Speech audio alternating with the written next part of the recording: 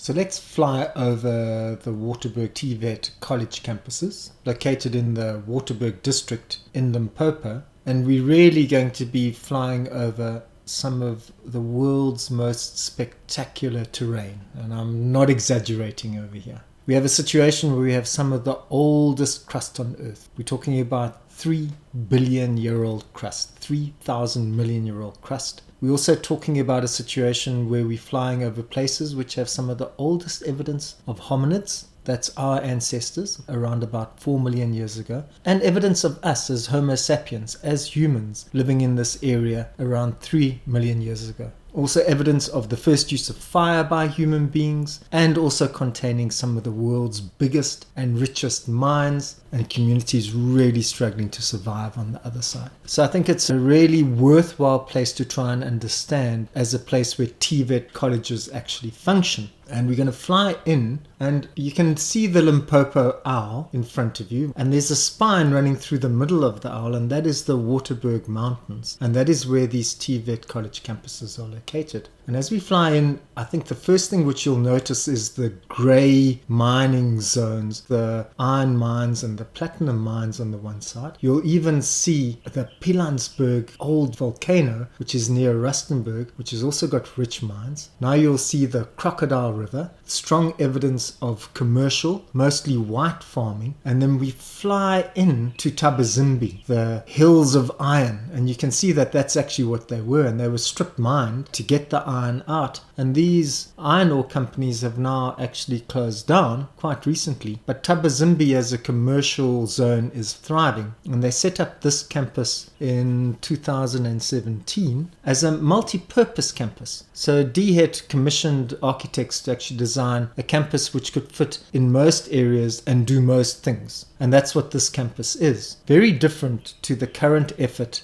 to develop centers of specialization which only focus on one thing. So this is a multi-purpose campus. It was set up in 2017. It is state of the art. It's got beautiful buildings, but unfortunately they've struggled with the infrastructure. So they've been struggling to get water there. Often they've had to get water to the campus. It doesn't have any hostels or residence accommodation, and it generally offers a multiple set of skills, unlike all the other campuses which are specialization campuses. Now I'm pulling out over Thabazimbi so we can get this astonishing version of the Waterberg Mountains. And what you'll see as we start to travel on a west-east axis is that the Waterberg has these middle kind of like channels where you've got rich agricultural land, mainly now expropriated by white farmers. So there's a strong sense of struggle over these areas. And we traveling towards Mokopane, the old Potgietersrus. And there's been a massive struggle in this zone between, on the one side, some of the old black chiefs, one of whom was Mokopane, who was resisting the Boers as the Boers were trying to move through and use the Mokopane area as an access zone to get through to Limpopo with its rich ivory and trading.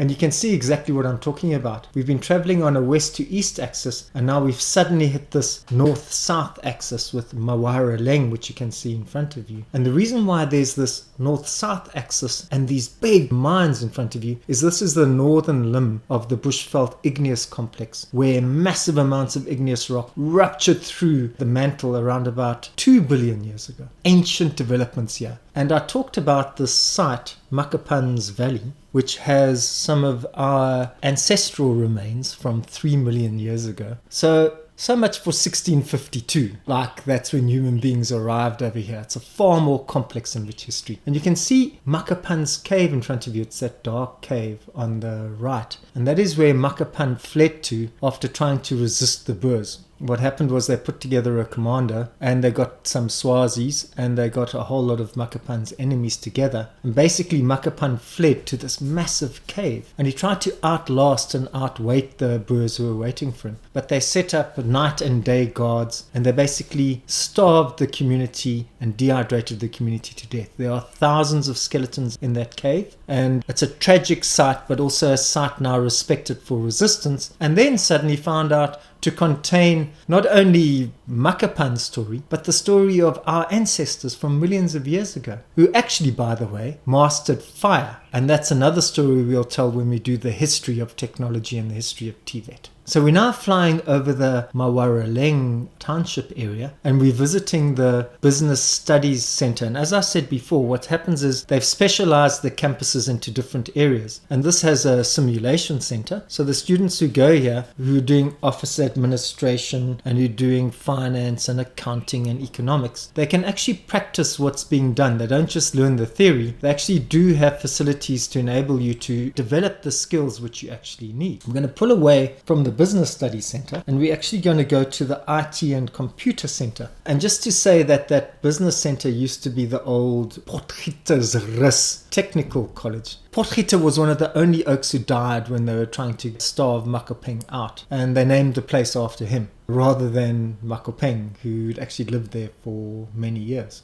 Now, this ICT and Skills Center has got state-of-the-art facilities. It's got a great hostel. And when the parliamentary group visited in 2017, they were impressed by the facilities over here. It still needs some upgrading. Even though it's good, there is a need to make sure that the computers are continuously updated. But it does do the job it's required to do. Unlike many of the other TVET colleges who are really struggling with computer infrastructure. It's a major complaint in almost all the parliamentary reports that they don't have the computer equipment to do what's needed. Now I'm pulling out and I'm trying to give you a sense between the old Potgietersrus, which was white and privileged, and then the black townships which developed next to it. Classic apartheid landscape, normally with some kind of a river caught in between. This Waterberg hospitality campus is also state of the art. It's got an amazing restaurant, it's got a bar, it's got bed and breakfast facilities, it's actually got a conference center. The students can practice everything that's needed in terms of tourism and hospitality for the area and the zone around it.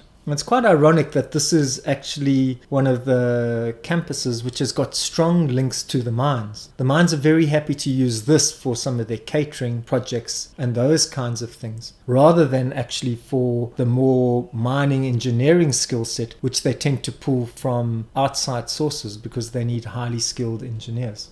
I also just want to say that attached to this hospitality campus and to the Waterberg campuses in general is also a farm. It's called the Val Farm, and it's out on the other side of the mountains near Staksbraet. And as we pull out, you'll see me marking it for you. And that does all sorts of things to do with animal husbandry. You can do crop production there. It's got a hatchery. You can work with chickens, goats, cattle. You can grow crops. So that's where you do your primary agriculture and your animal husbandry.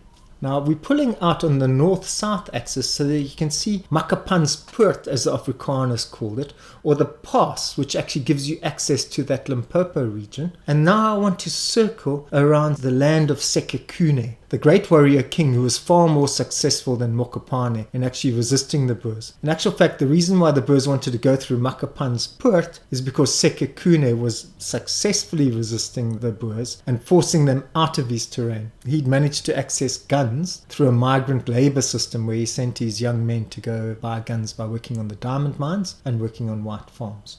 Now the area we're traveling through now, eastern limb of the Bushveld Igneous Complex, and over here you've got great big chrome mines. Behind us were platinum mines, and now we've got chrome mines like at Tok. And this is also a really problematic area where there's lots of chrome here. Literally the community can go out into these hills and they can start digging and they can get chrome and they can sell it on the black market. And that's what a lot of these community guys are doing. But this is now described as being illegal mining, where only the official mines owned by capitalist interests who have got some accountability to the government, who are paying tax. And granted, if you're paying tax, that tax is coming back in the form of grants to the people living in these areas who've become highly dependent on the grants because they don't have any access to employment, which they should be getting from the mines and the other businesses in this area. And there are also huge problems with finding jobs within the agricultural sector. So let's take the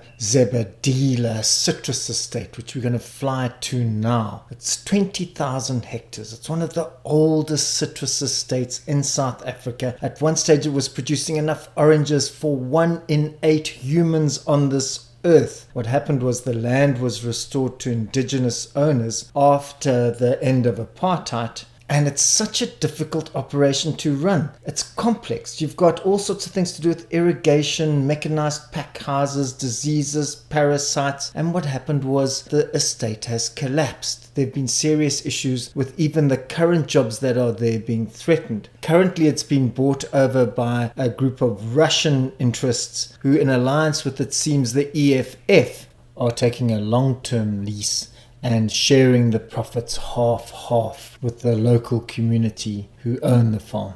So there are huge issues in Limpopo, both in the mining sphere and in the agricultural sphere. And I think it's unfair to expect TVET colleges to be able to deal with the huge unemployment, socio-political, economic issues that run through a district, through a province, and through a country. It's got its role to play, and it must definitely not only generate basic skills, but an understanding of how you push forward into management skills so that you develop a working competence, not just of the small thing you're working with, but of how the whole operation works. That's vital. But to blame TVET colleges for not being able to produce employment when we have these huge issues with agriculture and mining is unfair. Now, this campus is the engineering campus. It's an old technical high school, and it's got residential facilities. The building you can see next to it is a technical high school as well. And it's got 3 workshops, but they're very small because it was a technical high school. It wasn't actually built as a TVET college. And it offers automotive engineering. You can do welding. You can do civil and electrical engineering over there.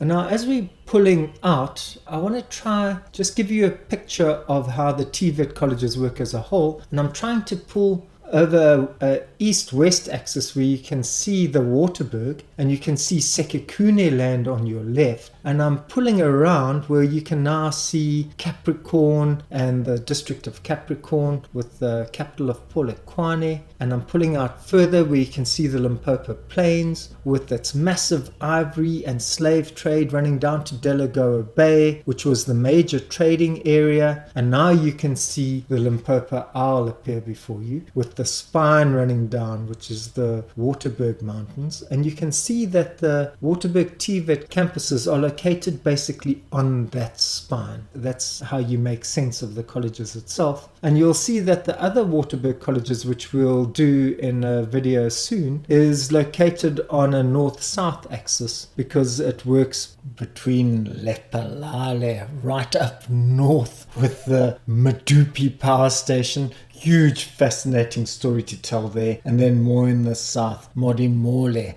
the old Nailstrom, where the Boers thought they'd found the pyramids. But that's for another video and another story.